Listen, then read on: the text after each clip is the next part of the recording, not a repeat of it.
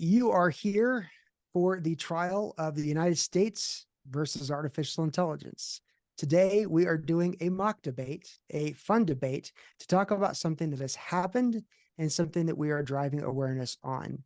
And that is a specific scenario that has gone to the Copyright Office and has been rejected and re-rejected and re-rejected. My name is Brett Sklar. I will be your judge, your jury, and your executioner, in that I help companies execute AI strategies and tactics to help them better operationalize their business and their go-to-market plans. And I'd like to introduce the members of the courtroom here today. We'll start with the legal counsel and attorney of record, Tamara Pester-Sklar. Tamara Pester-Sklar, please go ahead.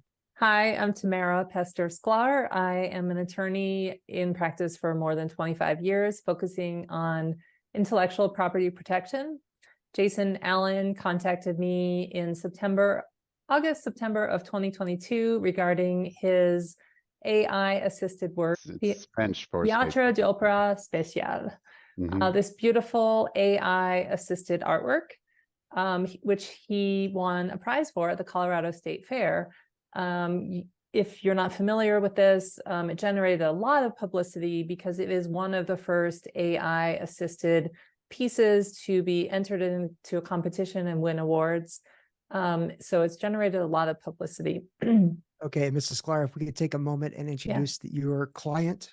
Jason, if you would take a moment to introduce yourself, please. Sure. Hello, I'm Jason M. Allen, founder of Art Incarnate and author of Théâtre d'Opéra Spécial, which was just introduced. Tamara already mentioned that I came to her with this in order for us to pursue copyright registration. And that's pretty much everything about me in terms of this case specifically, but yeah. Okay. Thank you, Jason. And today we have with us an expert witness, and that is Wendy Barnett. Wendy, would you please introduce yourself to the court?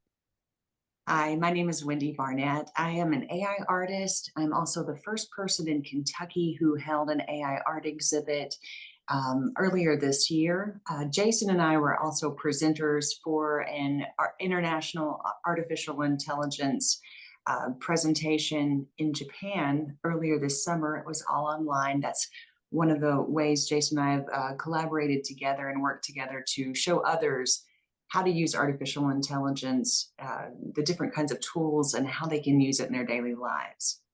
Nice. Very cool.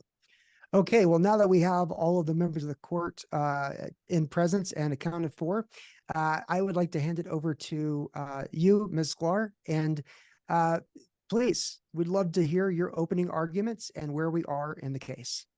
Sure. Well, we believe that this work should be registered with the Copyright Office for numerous reasons. It's a creative work that Jason authored through his prompts, entered into Midjourney, not just one or two things and then pressed a button, but actually more than 600 prompts, which we'll get into in a minute. Unfortunately, how do I change the slides, Brett? You tell me to. Okay, next slide, please. So we applied for copyright registration in September of 2022. The Copyright Office initially refused us in December 2022, despite our payment of the fees to get an expedited decision, which they usually do in 2 weeks. It took them several months. They claimed that the deposit does not contain any original material, that all of the deposit was attributable to artificial intelligence, that Jason himself did not paint, sketch, color, or otherwise fix any of the deposit. They did, in the same letter, invite us to disclose all of the prompts and suggested that that could be subject of copyright registration. However, the output was not registrable. So next slide, please. So before we head on to the next piece of evidence that we're presenting here to the court, I want to make sure I understand that this refusal means that the AI did all the work and Jason was just there as a trained monkey to push buttons. Is that correct? That's what the Copyright Office makes it seem like, yes.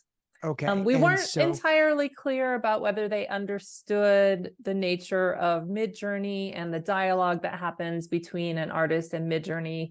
So we did submit a request for reconsideration, hoping that we could elucidate them and, shine some light onto the process, which and is so if this were a physical piece of art that someone took paintbrush and paint and canvas to, the Copyright Office is basically saying that because somebody else created the brush, somebody else created the canvas, someone else created that paint, that it's not considered an original work of art because anybody can just throw a bunch of paint on a canvas and smear it around deeply or lightly with a paintbrush. well, if someone smeared it around intending to create something particular, they may give you a copyright registration. But in this case, yeah, it's like they were saying that the paintbrush and the canvas could get a registration, but Jason, whoever's holding the brush cannot. And we do talk about that. If you can forward to the next slide, there's some specific case law that I'd like to talk about. So the first case back in 1884 involved an artist, a photographer who had arranged his subjects and tried to get a copyright registration in the photograph, got an initial refusal. However, the Supreme Court said in that case, and again, this is 1884, we're talking more than 100 years ago, that even just selecting and arranging the background subject, adjusting the light and shade, and evoking the desired expression was sufficient to obtain copyright registration. This is a really important case to us because Jason essentially did all of those things just with a modern tool, not a camera, but this AI tool that's available to artists these days. So Jason, as a defendant, as the person that this is this case is against, am I correct in thinking that in your prompts, and we can get into how many prompts in a little bit, and we can get into the depth of the prompts, did you discuss or did you program, did you create light? Did you create focal point? Did you create background? Are these the things that you instructed Midjourney in this case to do upon your request? Yes, sir. Thank you. Absolutely. I didn't disclose my prompt to the Copyright Office, although they requested as a maybe or a might. I mean, these are hypotheticals that I can't really make educated decisions on. Maybe if I give them the prompt, they're going to cooperate. But I did give them what I called a big picture framework because they were really curious. So I took a great deal of time to describe exactly how it is that I create my prompts. And yes, I very much so do all the things that you just described and then some. So I'm talking about composition, I'm talking about color, I'm talking about placement, I'm talking about the elements in the scene. And all of these translate into what I call space opera theater. So they're all somewhat related to each other in that sense. But ultimately, I'm not going to disclose like certain things that I would do, but it's very specific. And regardless of whether or not that is attributable or applicable into the decision-making process of the Copyright Office, in terms of creation, to me, it absolutely played a role in how this artwork came to be. And I'd like to call upon our expert witness, Wendy, if you don't mind. You're an AI, artist. You're an AI assisted artist. You've led, you've basically created a community around AI art in your own physical community, your own geographic community. Question for you: how much of your work as an AI assisted artist and an AI artist do you consider to be owned by yourself versus owned by the AI tool? Well, I believe that the person, like if we're speaking of me in particular, I believe that I own exactly what I create because it takes an input from me in order for the AI to give me an output, which in this case is an image. You know, it's a computer program. It's trained to do one thing, which is to give you an image based on the character set that you give it. And there's so many things that the Copyright Office has said that kind of implies that they believe that AI tools are sentient and that they would do the job on their own, but they can't because it takes the human in order to make this happen. So even Midjourney in their documentation, Midjourney even says that the user that creates the piece, the user owns the work. So before I started using Midjourney, I read through all of the documentation, and that's what I believe is happening, is that I own this work. This is my piece. You know, the pieces that I created in Midjourney to go into my art exhibit earlier this year, all of those are my pieces. So yes, the person who puts in the prompt that creates the image, that is their work. Because if all of humans died today, AI tools are just going to sit there, just like a camera, just like the paintbrush. They're not going to do anything on their own. It takes the human component in order for it to create the image. So you're not pushing a button. You're not just pressing a button and playing Russian roulette and being surprised at what the output is. Is that correct? 100%, because, and I think this goes back to that the copyright is not, the Copyright Office, the people who are looking at these, they're not understanding how the technology works. You know, keywords are applied to the images that are used to train the models. So if I put in, let's just use the example cat. You know, if I say I want a white cat sitting on my porch in the sunlight in the morning, you know, or whatever, that's the character set. Then those ideas, the program, whatever AI tool you're using, the program is going to pull from the data that it has. A cat, the morning, you know, it's got those things set up to know what to use to recreate a new image from all of those ideas. So yeah, it's not random. It's not random. It's a computer program. And maybe Jason can explain a little bit better than I can. But well, before we get there, so thank you for your expert witness testimony. I'd like to return it to the counselor and continue us on this on the findings, observations, and the idiocy of what the Copyright Office had actually said. Well, they might be watching this, so I don't want to call them idiots. However, we do feel that they violated some of the basic sections of the Copyright Act. As a judge, I get the liberty to say whatever I want to. This is my courtroom. This is my way, and this is my way or the highway. So I'm glad that you are giving the Copyright Office a benefit of the doubt and giving them opportunities. But I'd like to hear more of the issues from the Copyright Office and more detail as to what the definition of artificial really is. Yeah, well, first I'd like to talk about the specific sections of the Copyright Act that they violated in rendering their decision and stating that, you know, Jason didn't actually create anything. It seems that they improperly consider the aesthetic value, merit, and intrinsic quality of the work, which they are not supposed to do under Section 310.2. They are, like I said before, only supposed to consider the four corners of the application. Under Section 310.5, they are not supposed to evaluate the author's inspiration or intent.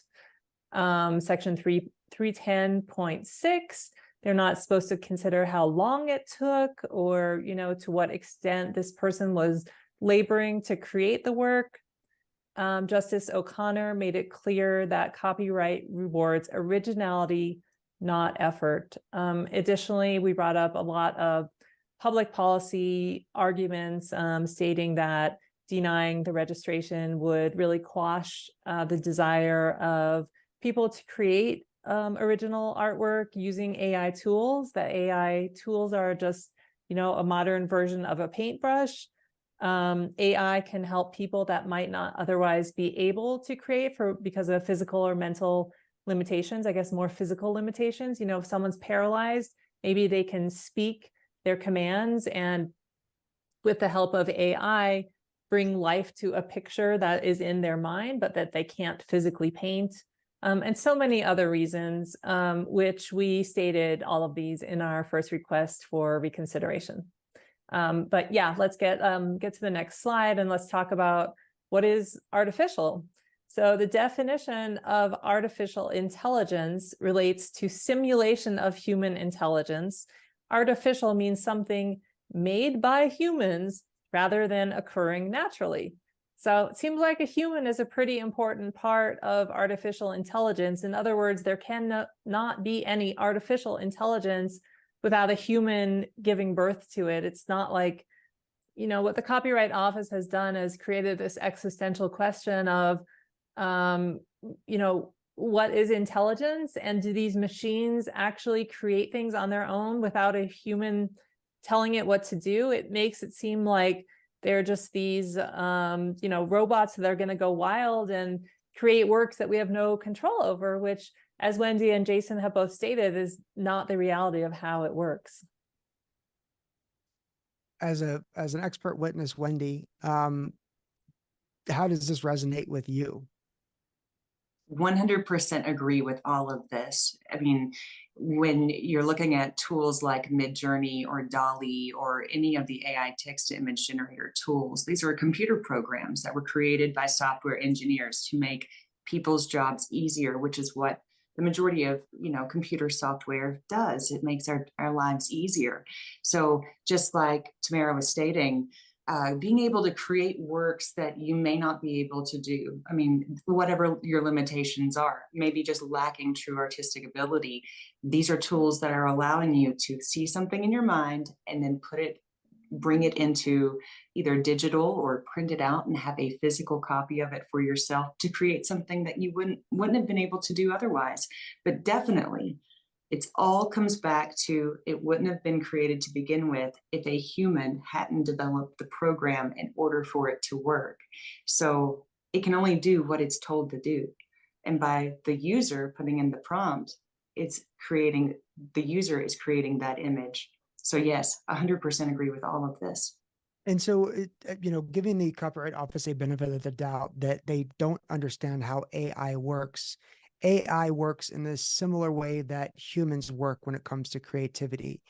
In other words, we are inspired, you know, and I will speak as an artist, even though I'll use that term about myself very loosely. As an artist, whether it's the written word, it's the visual representation, it's the audio presentation, so on and so forth. You know, everything comes from inspirations of things around you that you see, that you experience, that you touch, you taste, you feel, love, hate, sadness, happiness. All of this is association of the events that happen around you. And as I understand it, I'm no AI engineer and I'm no, you know, AI artist, but the way that AI works is it uses thousands or hundreds of points of association for each pixel, for each element, for each word, for each thing. So in this case, we as the artists are driving the AI tools to get that point of reference that they can associate from other things. The tool is not doing that itself. Is that correct? Well, I believe that the artist is putting in the keywords and then the program is using based on the keywords that it has been trained on with the images it's been trained on to pull from the closest thing that, you know, is this what you mean? You know, put in a picture of, you know, my white fluffy cat. Let's give that the reference. Is this the white fluffy you want? And I think that, you know, it pulls from those keywords and gives it that based on the data trained. So if we're looking at comparing human inspiration to artificial intelligence inspiration, its inspiration would be the data it's been trained on. Yes. And then Jason, do you consider this work of art to be your baby, to be a product of your imagination? Oh, absolutely. It's the solution to my equation, if you want to put this in the simplest way possible. So I think that so I don't know how much the Copyright Office really understands artificial intelligence. I don't want to say that they don't understand it, but they are definitely assuming that it's doing something that it is not. So because they're just kind of glazing over this big issue, which is like, oh, it's a creative machine that is making these things independently of a human. Like what? Like Yep. we're just all of a sudden announcing that we have these conscious decision-making machines, and it's just, it's simulated. We may be perceiving it that way, but this is one of the purposes of technology, is to simplify complex tasks. It's not artificial intelligence at all. And Right. this is part of the problem. I think it's a misnomer. It's a complex matrix calculator. It's a neural network. It's easier to just say it's artificial intelligence. That's the end goal. But Yep. we don't have a strong AI. We don't have AGI. Right now, it literally is just a complex matrix calculator. And the prompt that I'm putting into this system is the equation. And it goes through its compiler and its method of deducing what that equation equals. And there's many possible solutions to this equation. And it is complicated. It's a process of deep learning in conjunction with diffusion currently in our current situation, but it's always advancing. So that's another issue as well as this continues to advance, they're coming from behind, and it's really not a question of how the technology works. It's it's a question of originality, So let's go back to that, Jason, because Ms. Lara, as the counselor in this situation, I want to bring it back to you. But Jason said that this is his baby, that this is his work of art, that he owns this work of art, and the Copyright Office is saying no. So does that mean who owns it? Does the AI own the work of art? Where's the ownership here? Yeah, that's a great question. They have really left a void and not answered this question, because there was another case, the recent entrance to Paradise, where Stephen Thaler tried to register a work in the name of his AI program. He tried to list the AI program as the author of the work. They rejected that also. They said that only a human can be the creator of the work. And yet in our case, they're saying that the human is not the creator of the work because it was used with AI. So is the AI the owner? Is the human the owner? I don't know. Sounds like they want to have their cake and eat it too. Well, Exactly. as decision makers, there's a lot of intangibles that actually come up with a decision. And in my case, maybe I don't like Jason's beard, and so therefore I'm not going to grant him ownership of his own work. Whereas somebody else who doesn't have a beard, I would grant them the ownership of their work. Never know exactly what causes someone to make a decision. Counselor, Ms. Clara, let's go back to you. And yeah, sure. Can you go to the next slide, please? So after our initial refusal and our first request for reconsideration, in the spring of 2023, the Copyright Office came out with this guidance where it basically gives the examiner discretion to consider whether they believe the work is basically one of human authorship, or if it was merely with a computer merely as the assisting instrument, or whether the traditional elements of authorship were conceived and executed by a machine.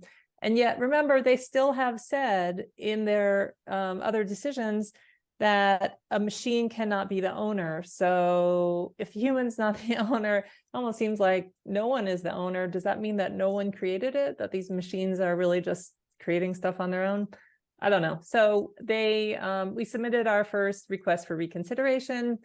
They gave us, thank you for forwarding to the next slide, they sent us their second refusal, basically reiterating what they said in the first refusal. And by the way, in the first request for reconsideration, we did go into some detail about Jason's specific process, where he entered 624 prompts, came up with this image that he was pretty satisfied with, and then made some modifications with Photoshop, and then upscaled it, and then finally was satisfied with the image. So in the second refusal, they have now said that, oh, okay, you used Photoshop. The parts of the image that you modified with Photoshop, that's human authorship. But the initial image and the upscaling, that's not human authorship. So they're drawing these random lines between things that they consider to be machine generated versus human generated. I don't really understand their distinction. Their understanding of Midjourney here is that because it does not understand grammar or sentence structure, it's just converting words into these tokens based on their data and then generating an image from that, which I guess according to them, since it doesn't understand grammar, then it can't be created by a human from the grammar that they entered. So I'd like to bring back our expert witness for a moment. And Yeah, I need ask a some help question about understanding this Yeah, myself, so and so please. what, as a judge, as an old, crotchety, crinkety judge, I don't keep up with all these, newfangled technology things. But one of the things I did learn is that actually if Photoshop is their litmus test of acceptance, and Photoshop now has artificial intelligence built right into it, where you can literally circle an area or mark an area and say, put a lake here, or circle an area and mark an area and say, add a tree here, or circle an area and say, change this grass to fire. If you can do that through artificial intelligence within the Photoshop app itself, are they saying that, I guess, is the Copyright Office have equity or ownership in Photoshop? It seems like that's the case.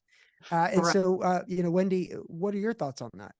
Well, the second refusal came out in June, and I know that this spring, summer, fall, Photoshop, Adobe has been working to really ramp up its artificial intelligence within the program. Based on what I've read through the refusal letters from Copyright Office here, I'm really questioning how much understanding that the Copyright Office examiners have on artificial intelligence to begin with. Even Midjourney itself, it was Midjourney, not Mr. Allen, that produced this image that's in that line right there. Midjourney, the program itself, does not just create images unless a user uses it. So it's not like it's just autonomously creating random images. It doesn't do that. It has to have a person. But I wonder if the Copyright Office has kept up with Photoshop and their developments, because if they've not, and they don't understand what Photoshop is doing, if they feel this way, if their opinions on artificial intelligence text to image generators is this, then what they're going to have to do is reassess and create new rules for any image of any sort that was edited in Photoshop. And I just feel like they don't have a very good grasp on what the process is of making the decision, the form to fill out. It doesn't seem very black and white, and especially where they say in their refusal, but it's also a case by case basis. So, Mr. Allen, a Good. question Yeah. for you. If you had chosen not to use Photoshop, and we know that there are hundreds of Photoshop alternatives. There are some that are known, there are some that are very unknown. If you go look at, if you search for Photoshop in the App Store on an iPad, you get 200 different options that are competing against Photoshop. Had you not used Photoshop, would they have even given you the chance to say that stuff that you had done in Photoshop could be protected when nothing else could?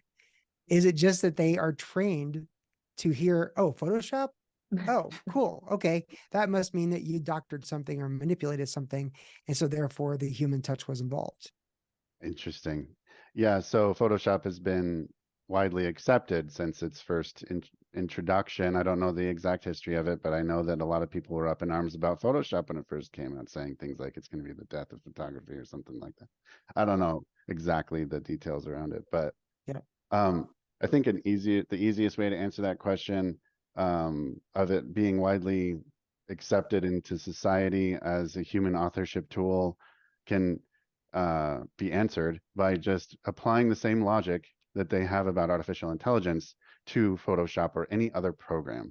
So anytime you're using a computer, so essentially they're saying this input that you're putting into the compiler, into the machine, into the algorithm is going to create an output, and you can't own it because it is at a level of sophistication that we have never yet seen. Because if you use the same mentality with Photoshop or a mouse, let's just say a mouse, for example, any human influence that you have over this machine is going to be translated into machine code, and this machine code goes through the circuits, through the through the circuit boards into the processor, gets translated who knows how many times, and then gets translated into motion and authorship onto the screen.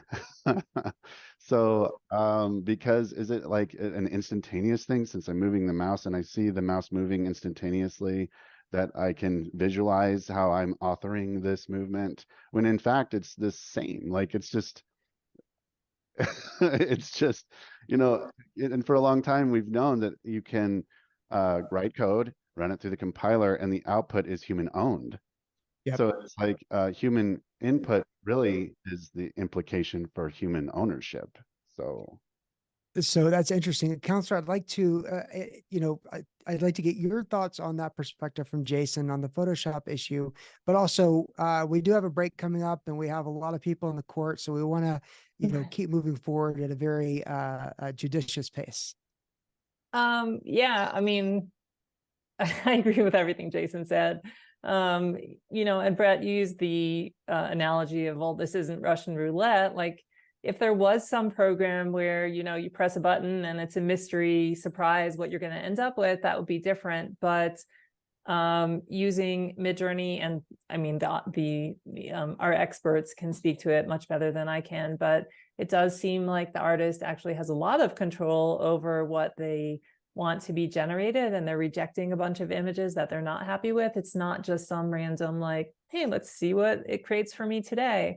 But the Copyright Office really made it seem like Jason had no control over what was being produced, despite, they even say, describing the general subject, genre, category, style, tone, colors, and how realistic he wanted the image to be. Despite all that, the resulting image was the output of artificial intelligence. And I know we are really, examining every single word, because these refusals are legal. pretty dense It's legal. and a little hard to understand. Yeah, it's legal. Well, let's continue forward in our journey here. And so the second refusal happened. And so what was the next, where do you go? Where are we at? Talk to me about where you are in this process. So we did get a final opportunity, a final request for reconsideration in July, where we cited some some different case law than we had included in the first request for reconsideration. We talk about the ambivalence and occasional antagonism, which is wording from a case that involved also photography back in 2000. That same attitude, it seems, is being used by the Copyright Office towards AI today.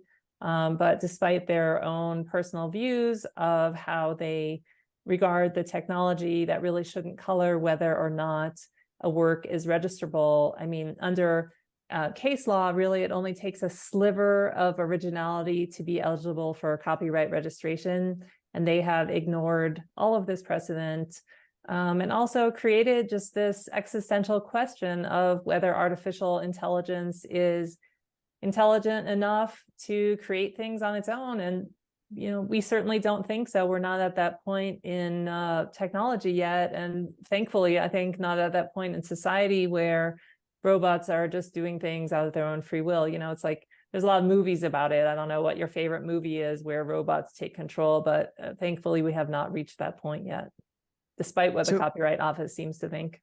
So, Mr. Allen, you obviously had generated, from winning the state fair, from getting a lot of great press, and then also getting some controversial press about the fact that AI was used, which, any discussion is a good discussion as long as both parties get to share their discussion and thoughts. There was a lot of information on the public record about this and about the controversy and how you went about developing this work of art that is of your own. One of the things that and you actually got a lot of backlash too, is that correct? Oh, goodness gracious me. Okay. Yes. Okay. And then you got a lot of support as well. Absolutely. It was It So, was, I want to say 50-50, but I think that okay. the opposition is much louder. So, counselor, you mentioned the four corners of of this discussion. I want to go into that a little bit because what I understand that to mean is the Copyright Office, in theory, should have blinders on and really look at the work of art, only the work of art, and nothing but the work of art. And it seems like in some of that, and I can't remember if it was the first response or second response, they referenced that they were getting input from the controversial conversations taking place because of the press and because of the activity that took place. Is that true? And is it copyright? Is it okay for the Copyright Office to do that? I mean, obviously it's fine because they did it, which means it's okay because it doesn't matter the law. It matters what people do. What's the difference between the four corners that you mentioned and the fact that they referenced the controversy that was taking place in the court of public opinion, which I thought was separate from Well, the they don't Copyright actually Office? reference the court of public opinion. They just mention that they're aware that the author has used the Midjourney tool because of the publicity. And I don't remember exactly how they worded that, but it wasn't about the fact that it's controversial. It was just, oh, you used AI. We need to issue you a refusal of registration. Oh, but don't worry, you can register your prompts. But Jason didn't want to register the prompts. He doesn't want anyone to be able to just recreate his work willy-nilly, which actually in a couple slides we get into that. Can you forward to the next slide? So they did send their final refusal a few months after our second request for reconsideration, just reiterating that Jason cannot actually be considered the author of the image because all he did was just input those prompts, that according to them isn't enough. So had Mr. Allen not submitted it for an award, and he had not said that it was AI created with the assistance of AI, probably would have gotten registered. We actually talked a lot about that. I remember, Jason, when you came to the office the first time, and we decided not to disclose it. I want to talk about that. Yeah, go ahead. So, Mr. Allen, please take the stand. I want to mention that in their responses to us, that they paint me as a character who is not following the rules. They don't say that. I'm not saying that they said that. But they are saying things like, oh, he submitted this without taking into consideration disclosing appreciable AI material. He didn't disclose this, he didn't disclose that. And it's like, well, wait, we weren't required to. Where are we required to disclose that I used these tools to create this image? I mean, then they came out with the guidance for 101 of how to do submissions using appreciable AI material later. I don't know if we were like affecting that. I like to think that we probably did, but then they come back after they come out with their guidance and say, oh, well, you didn't do all these things that we said in our guidance. And it's like, well, no, we weren't. Hey, that's not fair. Like that's not what this was about when you initially refused it, which you did summarily in a very dismissive way. But it was a one-page refusal. You didn't make it.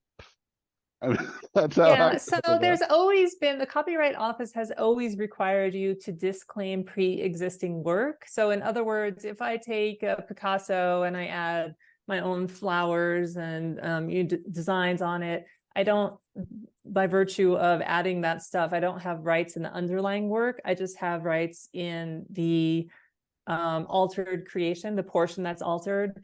So the Copyright Office has always required that you disclaim that pre-existing work, but they never specified that anything generated by AI is considered pre-existing. There was never any guidance about what you need to disclaim, what you need to disclose, anything like that at the time that we submitted his work for registration. And that brings up three really important points that they have not said outright, and I don't think they ever will, that this is pre-existing work. One, two, they have never said that this is I'm losing my train of thought here, that they didn't refuse this based off of any type of infringement. And I lost the third one. I'll come back to me. But they also haven't defined how this is created out of the lack of human authorship. But Right. Right. I stated that before. So, Counselor, if we could get towards our closing arguments, that would Sure. be great. And then feel free to bring about your witness or your client for the closing arguments. And then I would like to turn it over to Mr. Allen for our final thoughts and what you, as the client, want to see happen next. Well, I'd like to go to the next slide because I feel like that really crystallizes why it should be registered. So this is from a Facebook post that Jason sent to me a couple months ago. This woman, Adrienne Elton, had posted the below image with her note that great artists steal, but as the IP never vested in Jason, no theft has occurred. So does this mean that, every artist who creates something with a technological tool, therefore doesn't have rights in what they create? And this post, by the way, and then she submitted this picture of, a guy painting Jason's work, which we know didn't happen. And then there's like 600, 700 comments on the post. My favorite was from this guy in Eastern Europe who basically says, every artist understands that AI is only a medium. It takes countless hours tweaking the parameters, choosing the right input. Even Photoshop does that. So does Gigapixel. You could say that everything produced by these tools is the product of a non-human entity and therefore can't be copyrighted. What about cameras? Will we ever own a photograph in the future? This is all nonsense. This discussion is far from over. That's how we feel. This discussion is not over. I would really like to appeal the decision. I'd like to get some guidance from people who consider it a little bit more deeply than the Copyright Office has. We feel that the decision just leaves a black hole, really, in terms of what rights do AI artists have. Is that your closing arguments, Counselor? I think so. Excellent. Okay. So then, while the Copyright Office may have made a decision, I believe that this court is going to remain open on this issue because we need to hear all of the cases and all of the input from all of the people involved in AI. And we know that there are millions of you. There are millions upon millions upon millions of you who are involved in AI, who are spending hours finding those perfect magical prompts. We are all becoming prompt engineers. And as a prompt engineer, we are embedding our own creativity into a tool. And the tool is just a tool. And the tool is only good if you know how to use that tool. And you get good at using a tool by programming, designing something using 624 different times and 624 different iterations, like Mr. Allen did in this case. And so therefore, while we are not going to close this case, we are going to keep it open and we are going to ask something else. As we wrap up this case, we want to turn it over to Mr. Allen, who has a request and an offer for everyone here. Mr. Allen, please address the court with your offer and your help needed. Thank you, Your Honor. Yes, sir. This all really came out of nowhere for me. I hadn't expected that I was going to win. A lot of people were telling me that I was. But when I was faced with all the backlash, I was immediately wanting to, prove how much art this really is, and I was getting emails from, now I'm not going to focus on the negative side. I'm going to focus on the positive side now. So a lot of people came out of the woodwork in support of what I created and what we've done. And a lot of people were looking at me for encouragement and for advice and different things hundreds of people at this point. And so to me, I want to stay positive and very informative. And just to be honest, and from my personal perspective, my belief is that I have this sense of obligation to be the tip of the spear in this fight. And I'm going to fight like hell in order for us to be able to get this where we feel like it should go, to get the judgment that we feel that it deserves, to get the win that we know that we're going to make. So in order to do this, and I've, just to reiterate, I've heard a lot of support coming from a lot of different sources. And in fact, let me just share a quick story. I heard while I was in Vegas during the Colorado State Fair, during the win, I had to go to this jujitsu tournament. When I came back, one of the security guards told me, he said, "Man, you should have been here." He said, "We had to put up this valet ropes around your painting because everyone was trying to touch it and everything." He goes, "But there was a couple of days where a bunch of people came in droves from the IT community. There was like computer scientists, information technologists, other technologists that were just like swarming the place looking at this painting. And I wish I would have seen pictures or been there for that. But now I'm just sharing that story to call out to everyone who has been emailing me and the community that knows me, that knows about this case, and those people who, are talking about the right thing to do with this, that IT community, that, the strong technologists out there that believe the way that we do, to help us. Because So this is Jason, to be, yeah, what two things? How can the community help? yes. That's number one. So number one is we have set up a donation page at Art Incarnate. artincarnate.com. You can follow the links there in order to help support my legal effort, in order for us to push this to where we need it to go. It's going to be an expensive ordeal. And while I do have some strong support in my corner, it may not be enough. It's just, it needs to be stated out loud that I do need financial, legal, and You've got a big fight community ahead, assistance. and Yeah, it's going to be you've got a huge. big fight ahead. You're the tip Yeah. of the spear, and the more that people could support you and utilizing your attorney, Tamara, to help in this fight will go a very long way. So we'll have that link in the comments to get, and we would love some donations, as small or as big as you can provide. The second thing is, what are we going to be giving out when we roll out this Right. this video? So we are going to publish our documents.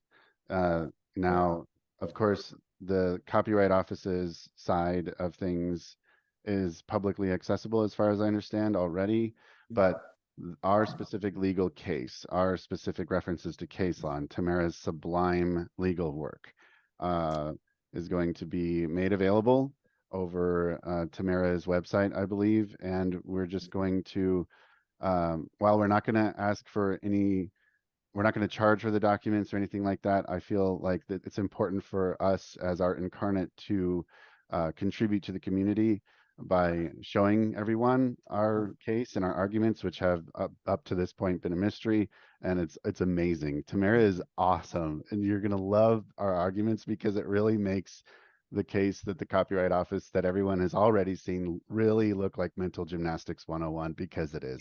So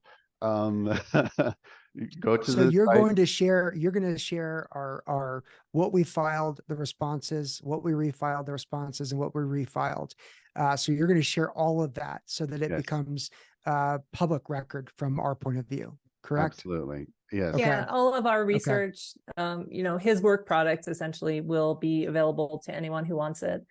That's amazing. Okay. yeah. So that's fantastic. And so we're asking for your help. We want to give to the world the amazing work that Tamara and her law firm have put together. Talk to me about this upcoming auction of your work. Sure. So there was a scheduled planned reveal for my world exclusive that was going to be happening. What is today? Wednesday? What is today? I don't remember. Anyway, Today's Wednesday. it was happening this week.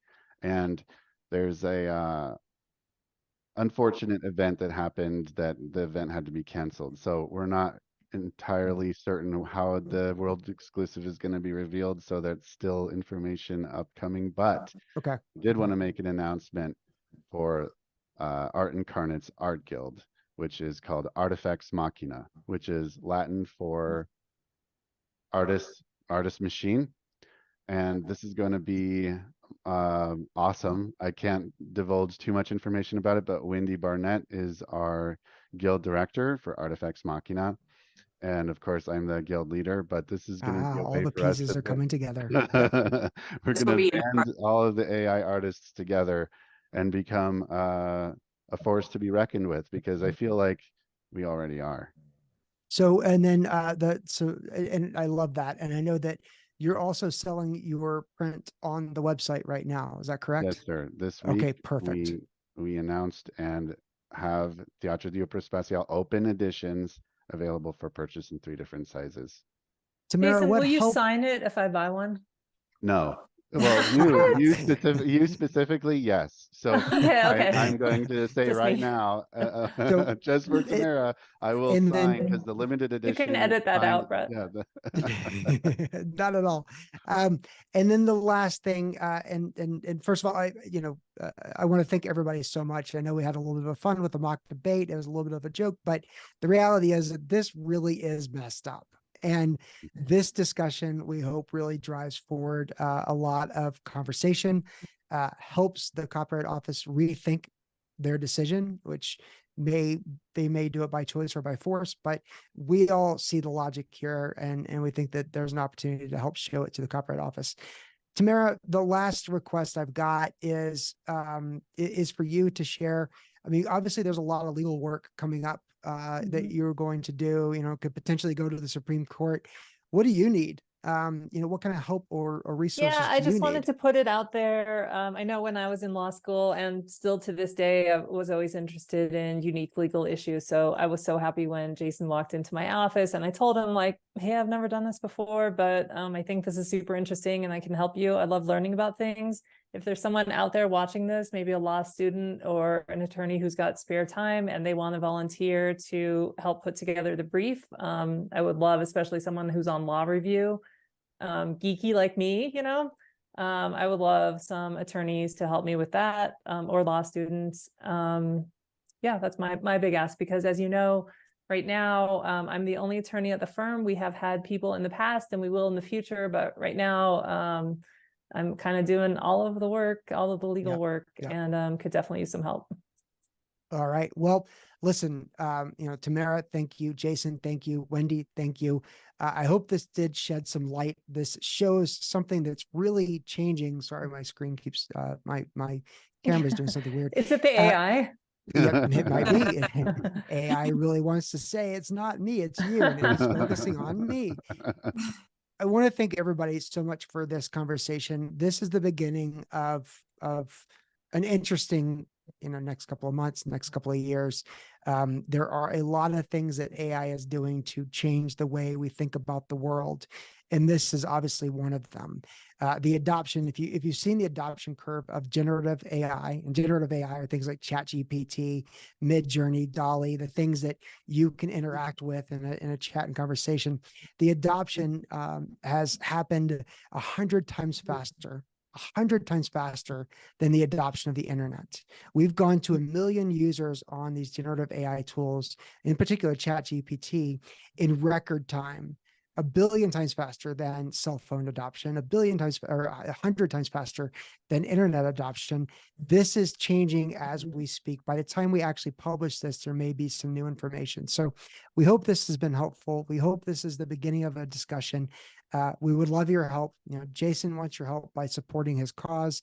Tamara wants help by, volunteering and rolling up your sleeves and really helping think through some of these topics.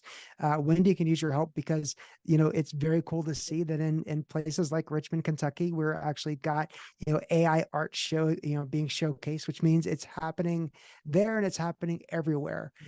So this is the beginning of a beautiful conversation. Thank you everyone so much. And we wish you the best of days. Thanks, guys. Thank you. May the force be with you.